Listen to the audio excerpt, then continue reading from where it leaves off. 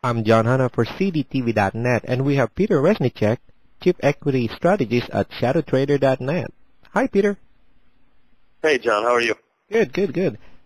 Peter, what do you think of the recent rise of the stock market, with some stock returning huge gains, like Bank of America, for example, from $3 in change in February to yesterday's close at $11.41?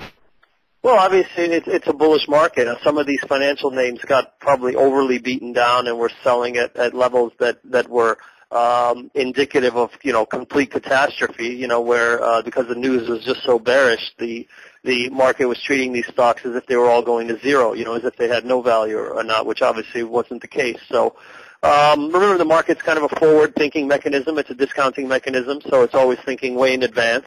That's one way to look at it. And then obviously the market's just been flat out bullish. I mean, we came off those lows, which was 666 in the S&P, and bounced hard, and it's just taking the majority of the stocks with it. Remember that the rising tide lifts all boats, so to speak. We currently see the market going to about 940 on the S&P, which is where a 200-period moving average on the daily is sitting. We failed we failed recently and just kind of backed off a little bit. As you know, that was yesterday's action, and now we're going into a 3-day weekend. We're also heading more into the summer, so the thing is to kind of be cautious here, although we see that as our target. Remember, the market could easily go sideways into it, and if it does, then the moving average obviously is no longer at 940. It'll just come down to meet the price action of the S&P somewhere in the, say, 900 and 920 range. So basically, still a bullish bias for now, I would say. So what do you see this trend? Is it going to be like a recovery? Are we out of the bottom, or do you see a recovery of a U shape, V shape, or L shape? From an economic standpoint, I would flat out tell you that I really don't know. It's not my forte. I'm really not an economist. I'm a technician and a trader, first of all, and I look at everything from a technical standpoint.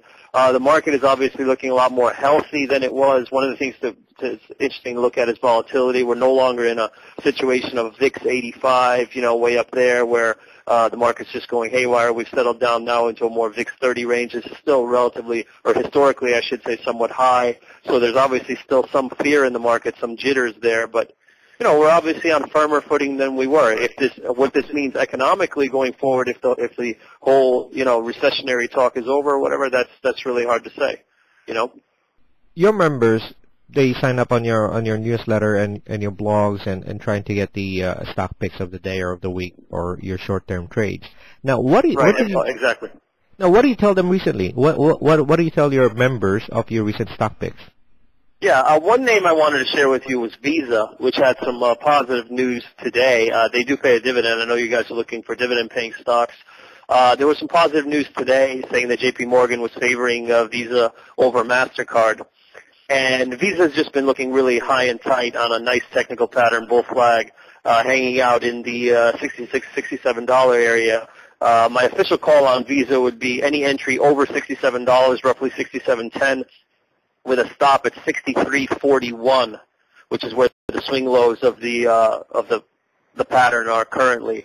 Target on the stock is around $77.50. I think currently it's trading around 66.5. So just over and it did actually trade over 67 this morning, but it didn't hold. So you notice I give the 67 trigger again because I firmly believe that stocks need to show improve and go through a target area for them to be in play. As we talked about before, there's really no money to be made buying low and selling high. You always want to buy high and sell higher. So let's see if Visa can hold that key 67 level and move on higher into the 70s.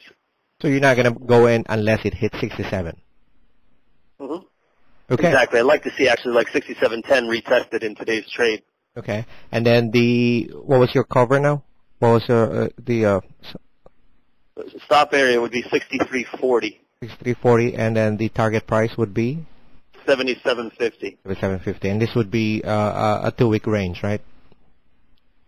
A 2-week range, excuse me? No, when you make your call, it could be like a day that you get the target price, or hoping to get. Right. It's a little bit longer term. I have no way of knowing when it's going to get there. Right. It's. Right, because the last time that you did a call with DeVry, it was like I think it was like 2 days, and then with right, it has 3 days, right? Right, and then TAP Course Brewing was about a week. That's right. I mean, DV went as low as 38.19, and then our call on TAP, which was an entry just over 37. 37.05 was you your know, the entry. stock's right. The stock's now trading 43.55, Well, which is pretty good. which is a huge percentage gain. Right, it's Yes. phenomenal. Yes. Okay, great. Any other things you want to add about shadowtrader.net?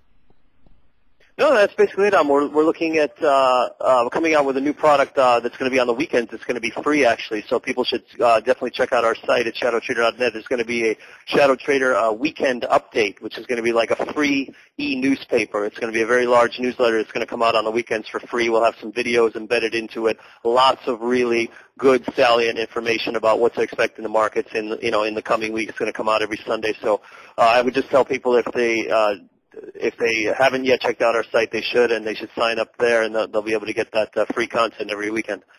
That's Peter Reznicek, Chief Equity Strategist at shadowtrader.net.